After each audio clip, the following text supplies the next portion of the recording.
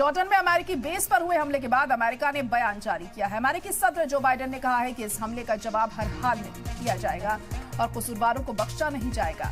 हालांकि इस दौरान उन्होंने ये भी वाजे किया है कि अमेरिका ईरान के साथ किसी तरह की जंग नहीं चाहता है, क्योंकि वो वेस्ट एशिया में कशीदगी नहीं बढ़ाना चाहते हैं। अमेरिका के आला अफसरान के मुताबिक इतवार को हुए अमेरिकी बेस पर ड्रोन हमले को रोकने में अमेरिका पूरी तरह नाकाम रहा।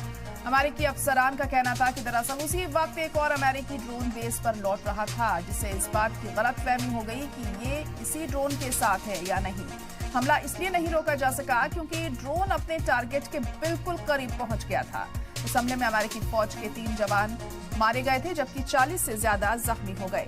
अब अमेरिकी फौज इस बात की जांच कर रही है कि सेंट्रल कमांड की तरफ से इस तरह का मिसअप कैसे हो सकता है और बेस टावर पर मौजूद 350 फौजी ड्रोन हमले को रोकने में नाकाम क्यों थे।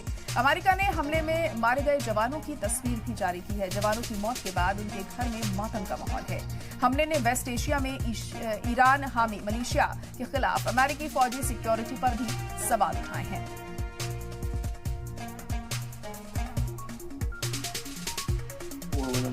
We are not looking to escalate the tensions any more than they already have been escalating. In fact, everything we've done has been designed to try to de-escalate those tensions. That said, this was a very serious attack. It had lethal consequences. We will respond, and we'll respond